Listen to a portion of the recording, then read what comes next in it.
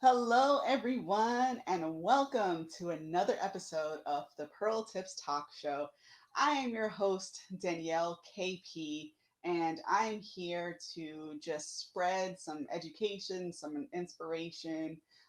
The Pearl Tips Talk Show is all about topics on mental health, relationships, and life. And before we get started, we always say a prayer, or I always say a prayer. So feel free to join me or pray in however you feel comfortable, but I do this to keep my nerves down, because it is a little nerve wracking coming to you. But I also do it to pray for you out there, and just God's protection, God's blessing on your life and on your surroundings and your situation. So if you feel comfortable, feel free to join me. Heavenly Father, thank you so much for another day and just another hour, another second of life, Lord. There's so many people out here, they're just hurting, Lord. I just pray that you would cover them and give them peace and give them strength, Lord, to face every circumstance, Father God. I pray that you would wrap your arms around them and just be with them and provide for them, Lord. Be with those who are looking for jobs, those who are, trying to keep their jobs or unsure, Lord. I pray for those who are victims of human trafficking and who are victims of domestic violence and child abuse, Lord. I just ask that you would just intervene and let your spirit be felt in that place, wherever they are, whatever they're going through. I pray for healing, Father God. I pray that you heal our land and heal every person wherever they are. In your holy name I pray. Amen. Amen. Thank you so much for joining me. We're going to talk about a topic today, human trafficking. And when we think of human trafficking, we think of something that's happening in another country. We don't think of it happening really in the US or in your city or state. So I'm here with Ann Fraser, and together we're going to talk about some tips and just talk about some statistics about human trafficking. So I'm going to go ahead and bring in Ann Fraser. Anne is an amazing coach with teens and children. She's also a parent coach. And what else do you do? Tell the people what else you do. I do wear many hats. I'm a mom of three young adult children. I coach tweens, teens, adults, parents, couples, and I bring them together through creating meaningful conversations, communication. I help them resolve conflicts, Well, compromise, all kinds of stuff. And I also do some group workshops and some different events that come up that I do for teens as well. awesome, awesome. And you have a Facebook page. I do. I have a Tell Facebook, us I have about an Instagram, I got it all. Got a website. that. Awesome, awesome. Well, today we're going to talk about human trafficking. So I'm going to look at my notes to tell you guys the statistics for human trafficking. It says that the National Human Trafficking Hotline reports that in 2019, 48,326 contacts were made to the National Human Trafficking Hotline, and 11,500 human trafficking cases were reported. 8,248 were sex trafficking cases, and out of the 11,500 cases, 9,357 were females and 1,304 were males. These are some alarming numbers. And the telephone number for the National Hotline for Human Trafficking will be listed in the description below. But the number is 1-888-373-7888. You can also text 233-733. So you can also text that number if you need any help or you need to get intervention. And with these numbers, and these are just the ones that are reported, there are millions, thousands that are unreported as well. What are some things that we can kind of look for to help or assist our teens, talking to our teens and kids about just being safe and kind of not become a victim? Well, what are some things that we can do? Yeah, it's super important that we talk to our kids, and I really think the conversation needs to start at an early age. before technology even gets in your kids' hands. Because this is the place where, in my experience, teens that I've spoken to, this is where they're, wind up meeting abusers and predators is online. So Yeah. we need to empower our kids, empower them with knowledge. Don't be afraid to talk to your children, you know? Don't be afraid to be honest with them. Share with them information.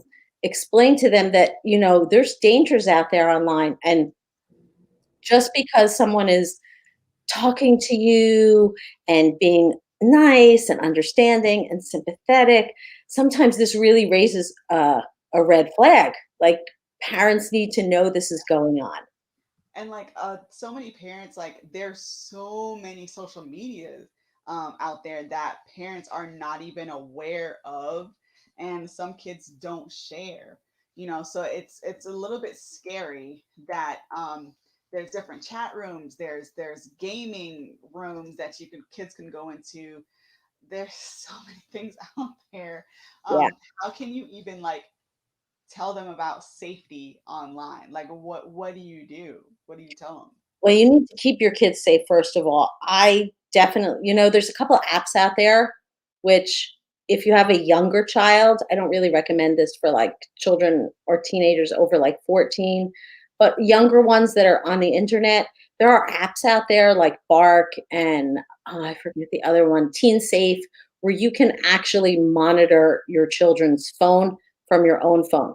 And I think this is a great idea as parents to just be aware of what's going on, so they you feel comfortable. But Right. open up these conversations with children. Explain to them, look, there's people out there who are dangerous. I just read a statistic. There's a game out there talking about gaming. 8 to 12-year-olds play this game. It's called Roadblocks. Um, it's like a little building game, but there's a chat thing that the kids could chat with each other. Every 12 minutes, a child gets approached in some sexual manner on this game. Wow. So you have to talk to your kids. You've got to talk to them. You have to tell them what their private parts are. You have to tell them not to talk, send video, send pictures of their face, send pictures of their body.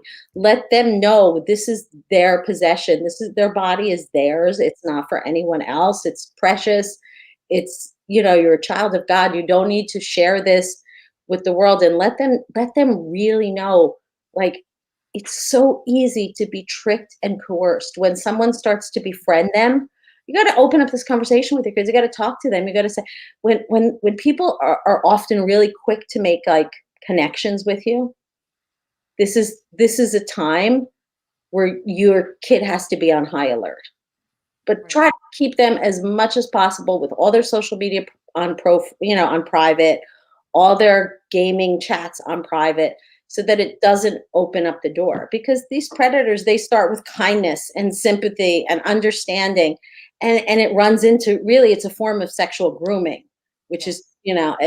it's dangerous. So you really just need to be open, honest, and start this conversation as early as possible with your children. This stuff Yeah. happens everywhere. No one is immune. And a lot of times, the thought process is that it would be like a stranger, like stranger danger. But a lot of times too, they're also sexual predators within the home, within the family members, within Yes. close relationships, family ties, friends. Um, what Because I know some parents too kind of feel uncomfortable talking to their kids about their body parts, like atomically correct, telling them what their body parts are. Do you recommend that being a good thing, or should a parent wait? Like, what do you recommend? No, I think it's a great thing. Someone told me when I was a very little girl, of something that just stuck with me through adulthood. I'm 51. I never forget it. It's knowledge equates power. And it's so strong.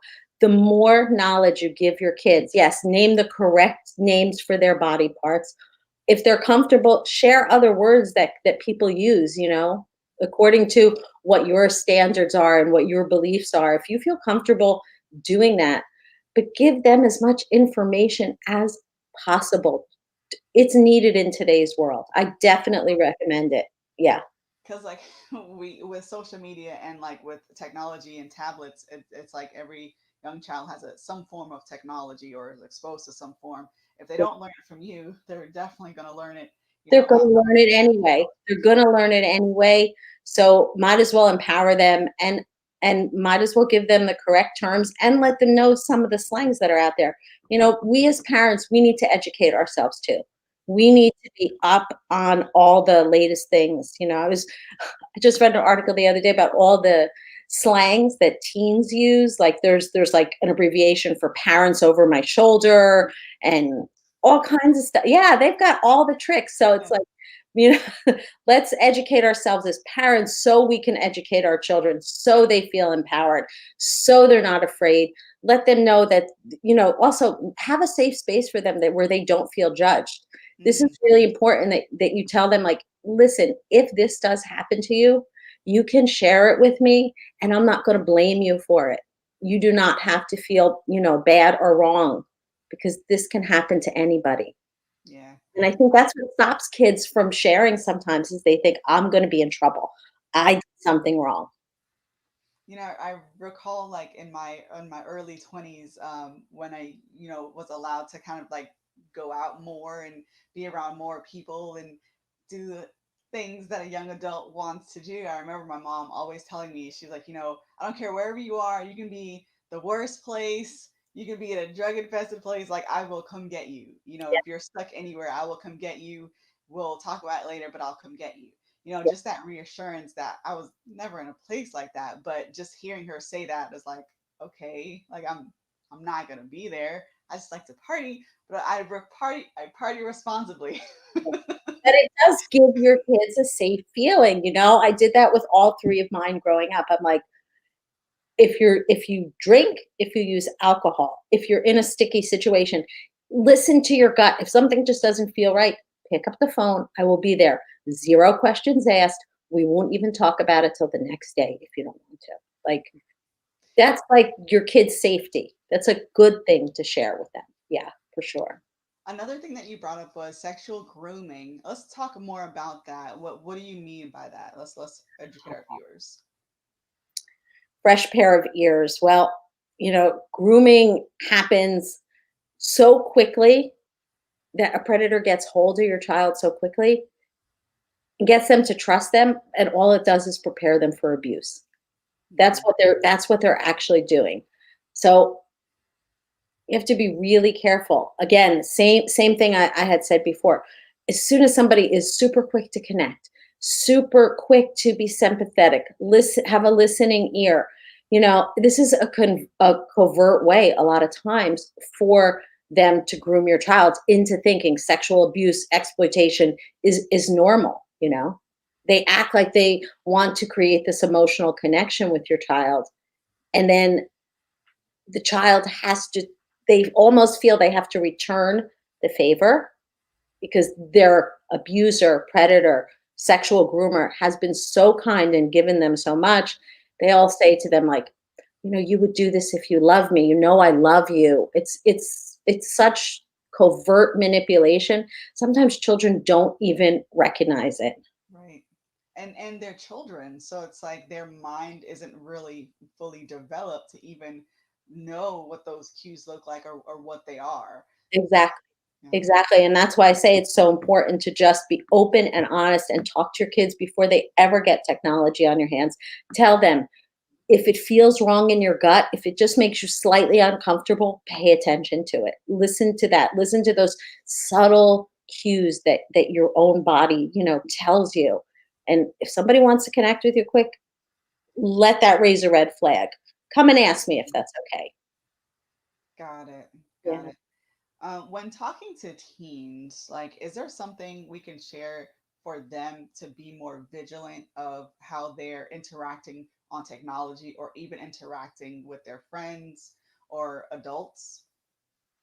Yeah, I mean, this is happening everywhere. I was in the middle of actually audible. I was listening to a book called In Our Own Backyard. It's human trafficking stories. Absolutely amazing. And the first story the woman shared was two high school girls, and one of the girls befriended the other girl. And it turned out that this other 16-year-old girl was working for the human trafficker and just reeling girls in. And Yeah. guys too. It's not only a girl thing. Let's make that clear. So kids have got to be, hyper vigilant of who they're talking to, the information that they give out, because these are predators. Even sometimes young girls. There's people online, a lot of young teens get on Tinder and Bumble and all that, and they meet other young people. They're not young people. Sometimes they are young people, sometimes they're older people, but sometimes they're young people that are even getting paid from a sex trafficker to bring people into the network. So you got to be hyper vigilant. Talk to people, only talk to people you know, and be very wary of somebody who's just befriending you so much and giving so much to you. Be a little bit leery. You got to. It's so sad that we have to tell our teens that Yeah. right you need to be hyper vigilant, especially now. Look, the pandemic is going on, right? Our kids are homeschooled. They're lonely. Some of them are depressed. Some of them suffer from anxiety. They're lacking connection. Easy prey. Easy Yeah. prey. So we've got to teach our teens to be hyper vigilant to anybody. It's just when something sounds a little too good to be true, it usually is. Yeah. It usually is. It's hard too because the lifestyle that is presented to you at first, the traffickers, the predators, make it seem so glamorous that you'll have money in your pocket, you have somebody take care of you, and to a child or to a teen that's in a broken home or in like a single parent household or just needing to feel wanted or loved or have the things And that they that's what they want. look for. Yeah, that's tough.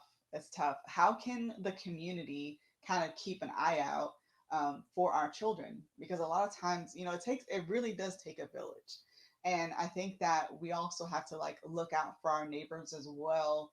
I mean, I know that I'm a mandated reporter, but it's like it's hard for me to see a kid by themselves and not like, okay, where's your parent? What's their telephone number? I'm not going to leave until someone comes here to get you. That can mean the difference between a child being safe or a different situation. So how can we like what are some things that we can look for as people in the community that can uh help look out for these kids? Yeah, I think we need to educate ourselves as a community. We really need to educate ourselves, and we need to know what to look out for. And when you do see a child alone, I find myself doing it often, and most of the time, it's there's nothing wrong with the child, but I'm just always will check. If I see a kid alone in an aisle in a store, I'm like, "Are you okay? Is mom or dad around?" Or got to really be on the lookout. Look out for the kind of woebegone looking kids with their head down, or that are a little bit afraid to talk or make eye contact with you. There's probably something underlying there. Educate yourself. Find out the warning signs. Be on the lookout. Reach out. If something doesn't look right to you, check in with them. Make sure they're okay. You Yeah. And another thing too, like I'm thinking back to all the things that happened in 2020, and it's just like, well, why should I go up to that person, and there's nothing wrong.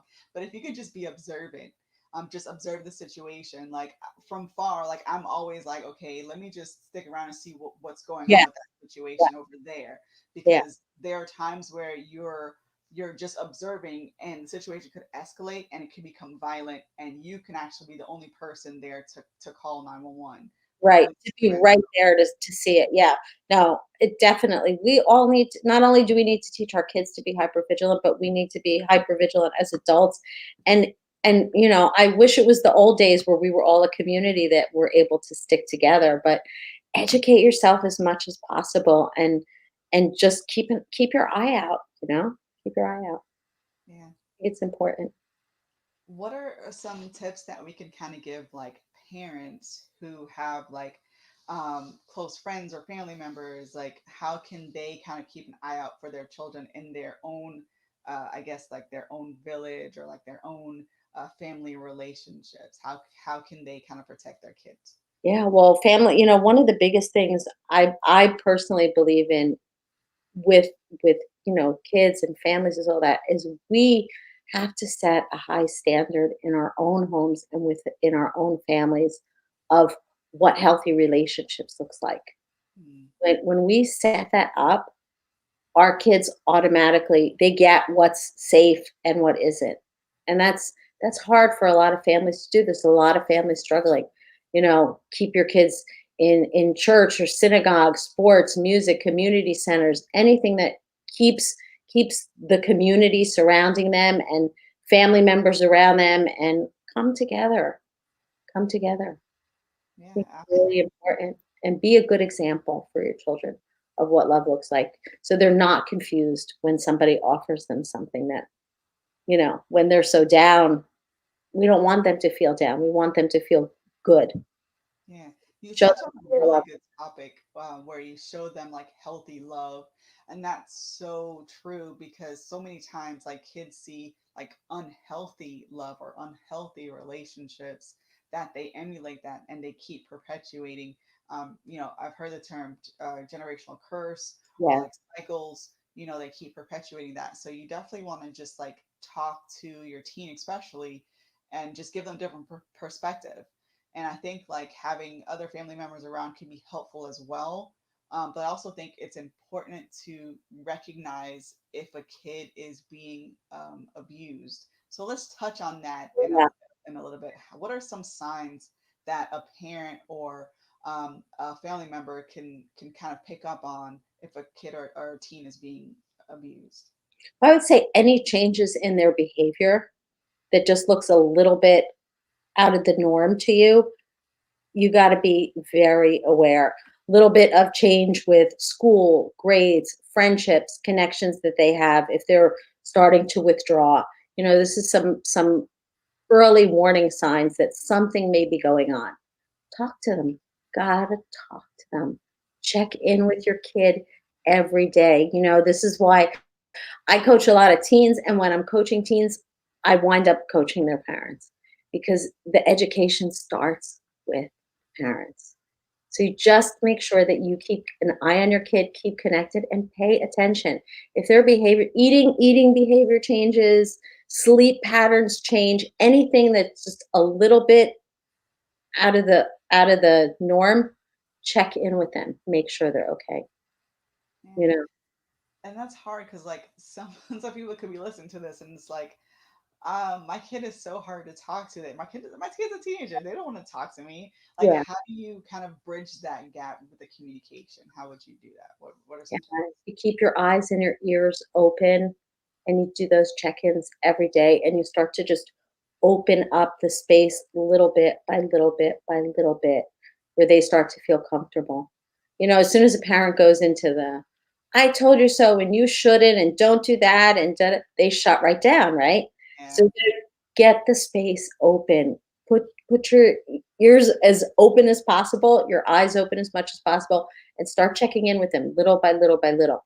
When they don't get too much nagging, they will start to open up a little bit. It's amazing what a parent can do to just create that space by just slow down a little bit. And when they do talk to you, stop everything you're doing. Stop everything. man, that sounds pretty difficult Yeah. for some parents to Yeah. do. No, Like it's for difficult to for anybody to do. We all are busy. We have a million things to do, but those 5 minutes, they make a difference, Danielle. If your kid, I see it with my own kids. If one of them is talking to me and I'm like doing dishes and cooking, they shut off immediately. But if I shut the sink, walk over and look at them and just hear them and go, okay, hmm wow, yeah, Hmm, just very simply validate what they're saying, just with even a nod. It's like they feel heard, they feel seen, they feel loved, they feel understood so quickly when you just stop. Quick 5 minutes. right. The minute they're so rarely open up to you that once they do, you got to catch it. You got to catch it.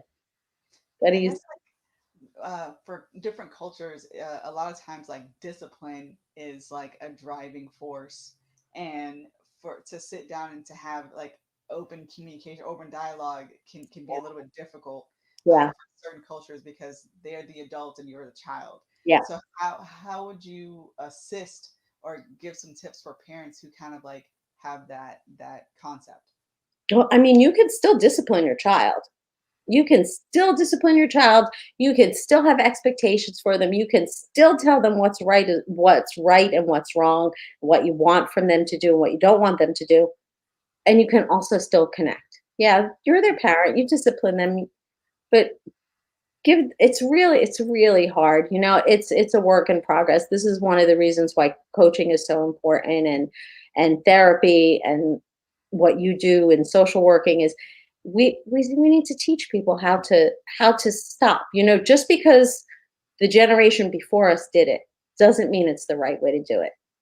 And So not only that, like you touched on a really great point, and not only that, like we're evolving, we're constantly evolving. So it's like what worked in the generation before might not necessarily work for the generation of today because there's so many other stimuli that's going on. The world is changing, technology is changing, different trends and fashions are changing as well, and mindsets. yeah, and kids are smart today, right? I mean, I did not have the internet growing up. I was raised by my grandma. You know, she took out she took out the wooden spoon. That was it. It was just like that. It was coming. There was just no way. I just had to be quiet and listen. But as I've grown and I've evolved, and my children have grown up, I've seen, like, oh my God, these guys are so smart. This this isn't effective. Yelling or screaming or getting angry, it's not effective. Lay down the law, yeah. Tell them what you expect. You could consequences, they're fine. Nothing wrong with that. But you got to start connecting with your child little by little by little. This is so important. How are we going to ever give them the information they need to hear about human trafficking, about sex crimes, about so many different things? I mean, if we don't open up some lines of communication with our kids, that's first and foremost so important. So we can have these conversations, these really important, meaningful conversations with our kids when they're young. Like, start it when they're young. It's important. And I think like the main thing too is not to judge, like you were saying, because a lot of times when we hear stuff that our kids tell us, we're like, huh, Yeah, what? We get kind of like taken aback and yeah, shocked by that, and we start judging. yeah, yeah. No, no, no. Just open mind, deep breaths, because you know what? If they are telling you something that you don't like, it's still better than them hiding it from you. Yes. And that's the safe space. That's why we need to create that safe space for our kids. We don't If they get approached by somebody online, in person, in the mall, whatever, there's so many different tricks with, sex trafficking, and it is modern day slavery. It's frightening. Mm. You know, we have to be open with them. Just Yeah. have to share information with them and educate them as much as possible. You're absolutely right because it's tough out there in this day and age. Like my my 2-year-old nephew like knows how to turn on YouTube and like Yeah, watch all his little videos that he likes to watch, Coco Melon and all these different things. So it's just so important to keep the line of communication open. You're definitely yeah. on point with that Yep, because so so just many. keep it safe space for your kid, non-judgment. I'd rather personally, my children talk to me and share information that I don't like than hide it from me, you know? And that's like I think some parents like really struggle with that because they're holding on to their own like expectations, possibly some of their religious stuff that they're pulling from their cultural norms. Sure. That could be extremely difficult for a parent to hear their child kind of stepping out of those cultural norms or family expectations. Yeah.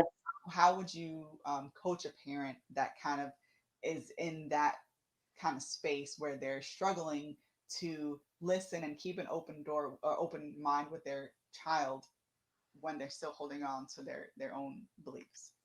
Yeah, well, I would have to talk to them about them starting to become open-minded and think about the prices and the payoffs. What is the price that you're paying for holding on to this type of belief that's that somebody else instilled inside of you? What kind of prices are you paying for holding on to that? You're not hearing your child. Your child doesn't feel safe to come to you. Your kid is probably hiding things behind your back. Yeah. Now, what kind of payoff is there? You can still have your beliefs. You can still set a standard in your home, but think about the payoffs of having an open mind and of hearing what's going on with your child. Hmm. What would you rather have there? Right. You That know? is a really good point. I never thought about the payoffs and that. Could you like explain that some like go back Well, you froze for a minute. Are you there? on that Can you because hear me? Are you there? Because you froze for a yes. second. Okay, great. Yeah. So we this is like law for me, okay? We do everything in life and we either pay a price or have a payoff. So what are we doing it for? So when we start to evolve and go through really looking at ourselves, start to look at, well, why did I do that? Mm, What's the payoff for that? And sometimes a payoff can be as simple as being right, being in control, having it look the way you want it to. There's a payoff for everything. But I teach people how to look at the other side and look at what are the prices you're paying for something like this. And there's mm, often so many.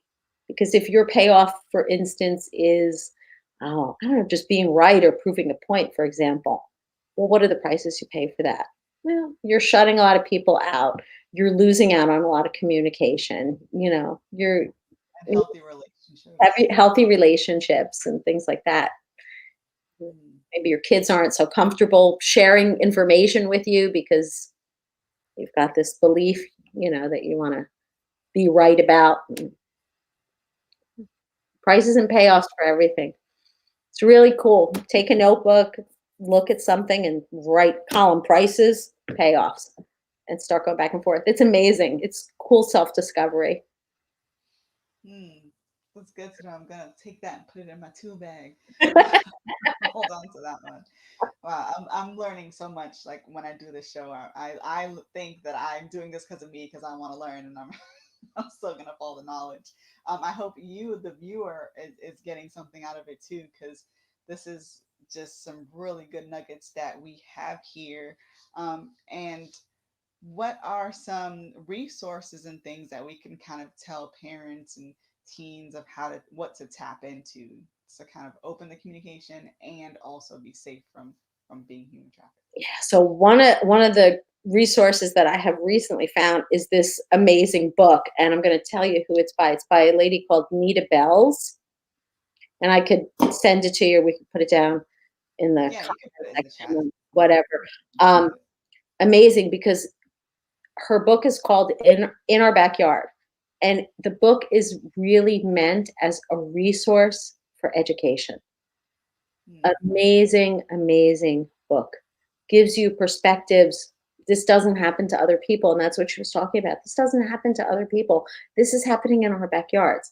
This doesn't only happen in other countries. This happens right here, right Yeah. here in the wealthiest of upper class, neighborhoods, to rural cities, to the countrysides, anywhere where there's kids.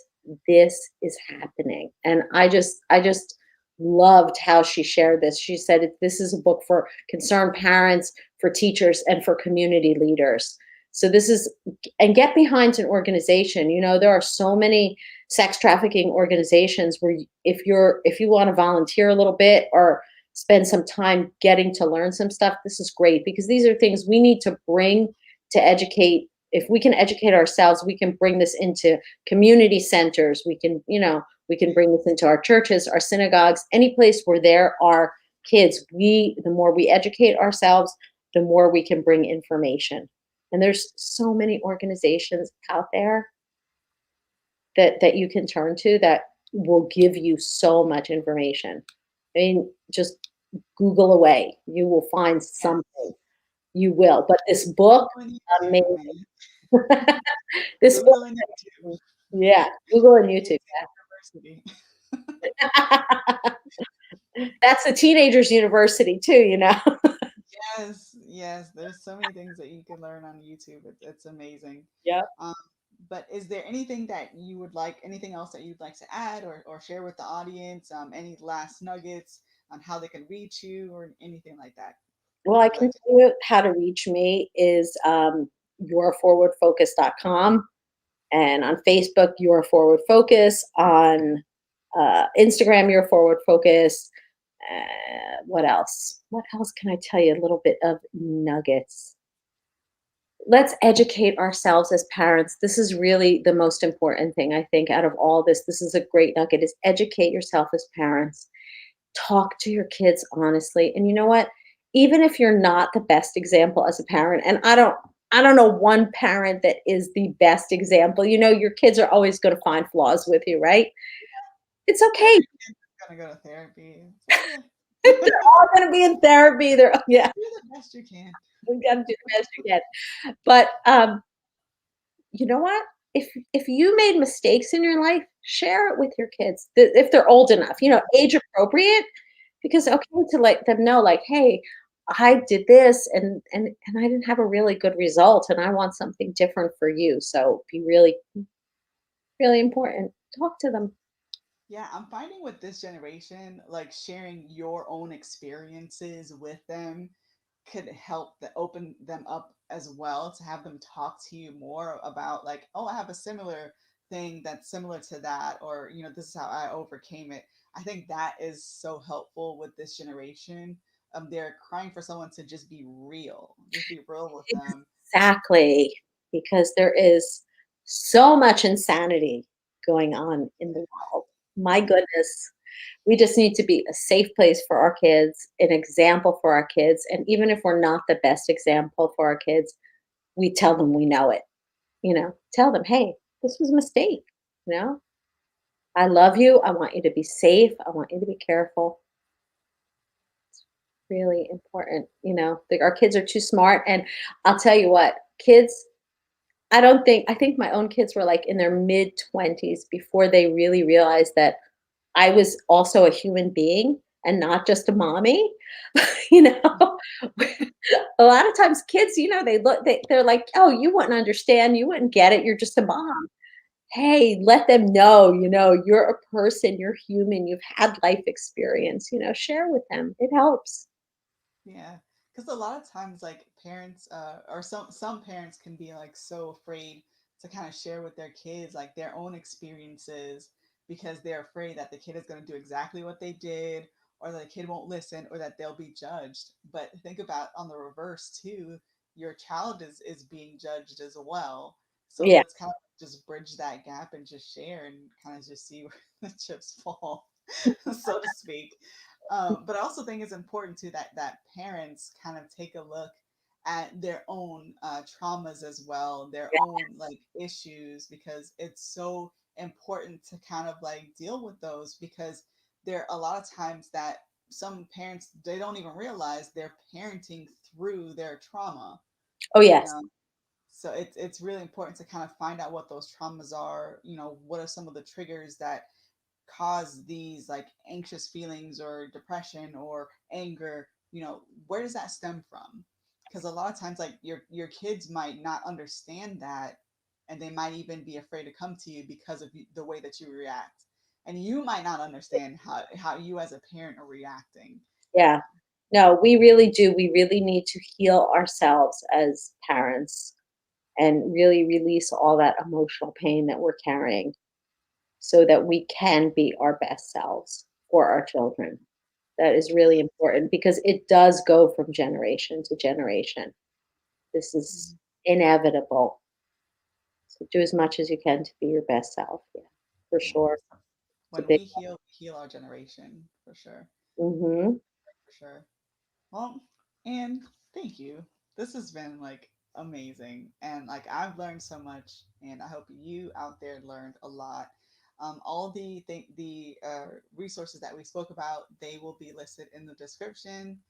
They'll be shared so you guys can go ahead and check them out for yourselves.